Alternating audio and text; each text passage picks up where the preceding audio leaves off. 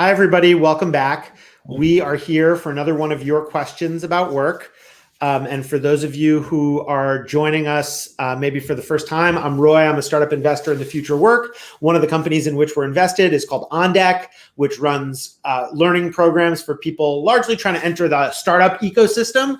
And I got to know Uzo through the fellowship that he did. And Uzo had been at Goldman Sachs previously and is now, you've got, Uzo, I would just say, a rare but not unique dilemma of when you look at entering the startup ecosystem, how do you do it? You're rising startup talent. And, I hope future VC, because having you as a peer would be a lot of fun. But why don't you take us on our question today and we can riff on it for a few. Absolutely. And Roy, I'm happy to be here. Thanks for. Yeah, I'm grateful you're here. Like you said, you're setting the stage. Someone is really excited about the early stage startup ecosystem. How do you think about like what actual role to play, whether it's founder, funder, operator, kind of, or anywhere, in the middle? Yeah, so there are definitely people who will tell you there's a right answer. I don't believe there is a single right answer. I think it depends a lot for the individual. And, I'll offer some ways of thinking about it, which is the center to me of the startup ecosystem is a rapidly growing post-product market fit startup. And of course, if you could be the founder of one of those startups, well, that's great, because you are literally the human being at the center of the startup ecosystem. All the resources surround you, learning happens. Now, of course, that's not a choice that you could just, nobody can offer you that job. You have to make that. And so whether you want to try to do that as a founder or join one of those companies as an operator or seek to invest in one of them as an angel investor maybe or something like that, I think that is more of well, what's right for you at that time. And then the other thing I'd say, and I'd love to hear your perspective on it, is a lot of people think, man, I'll just go into VC first because then they say things like, I'll get an overview of the whole ecosystem, or it'll be fun because, hey, I love helping founders. My friends ask me for advice all the time. I'll give them advice. And I think that way of looking at it does not get what VC actually is. And I'll give the data first, which is, if you look at the most successful people in the tech industry, how many of them started out as an early VC? Some, but very, very, very few. Most of them started building something as an engineer or selling something as business development or sales or something like that, or starting something of their own, or in which case they may be wearing all the hats. So that's the data-driven reason. But the other thing is, most founders, first of all, people humor you and say they want your advice. That doesn't mean they really want your advice. And it's sort of like if you said, hey, I want to learn how to play baseball, maybe I should be a third base coach. It's like, yeah, you'll see the game, but you don't learn unless you play. And so that's my kind of take on the funder route, at least. Now, angel investing, you learn because you're doing it yourself, but that's different. But Uzo, I'd love to hear how you think about this problem. Yeah, I think the second point you touched on was definitely very true. And we talked about that in previous conversations in terms of, actually being able to, walk the walk, kind of as an operator, maybe an angel, maybe even a founder before kind of, stepping into that investor role. But I think, taking a step back, even before kind of jumping at opportunities or thinking about what to do, or whatever, the shiniest objects in front of you, I think the real important work is actually trying to figure out, okay, well, who am I, right? Like, who am I? What am I passionate about? Kind of what is my purpose? And, and what do those reflections kind of lead me to in terms of, the things that I can kind of do with my time and with my hands.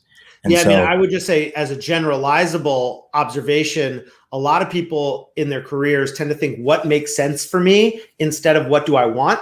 And what other people want from you is different from what you want. And I know you've been through a lot.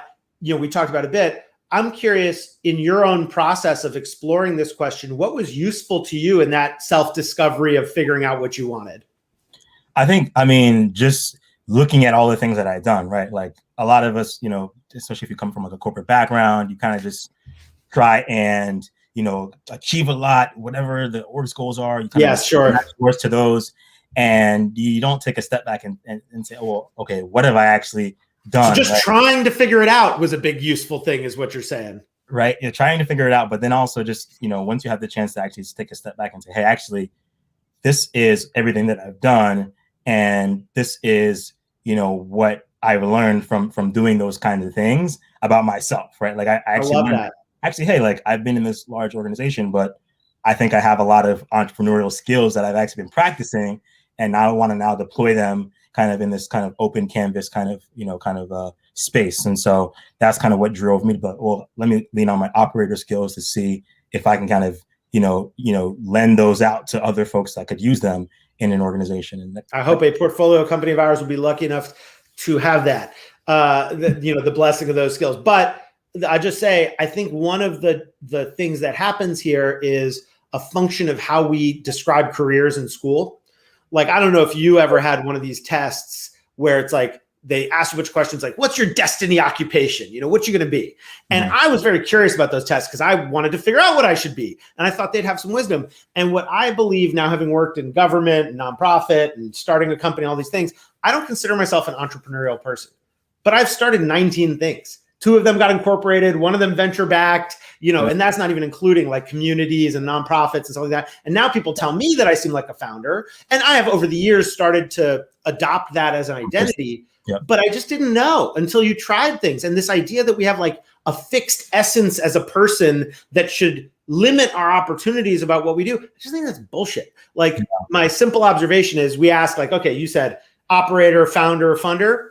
One way I often think about it is if my grandparents watched an operator, a founder, and a funder all doing their jobs, they'd be like, well, these people all have the same job. They're typists. They sit there, they type things, they talk, that kind of thing. And we make all these differences out between them. And I'm not saying my grandparents were right, because of course those roles are different. Yep.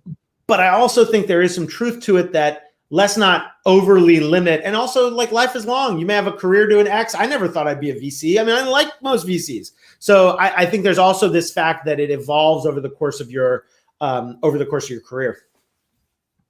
No, that's true. I think just, giving yourself the license to, hey, like I can try something and use that as experiential kind of 100%. By the way, that's a great reason to take a job, is to figure out if you're going to like it. Like that's probably in the beginning of the career, the best reason, in addition to great people. Anyway, all right, we could talk about this forever. Uzo, when you have more questions in the future, we'd love to have you back, and anything we can do, friends of Bloomberg Beta, those friendships last a long time. So I just want to say thank you for joining us.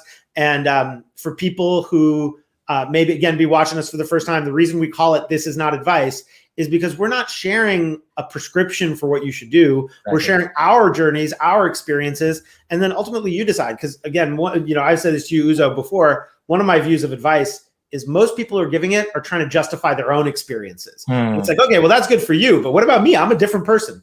Anyway, to be continued. Exactly. I love that. Everyone just definitely follow your own path, walk your own path. Amen. And that's a skill. Easier said than done. Easier said than done, but hey, you got to do it somehow. So I love it. All right.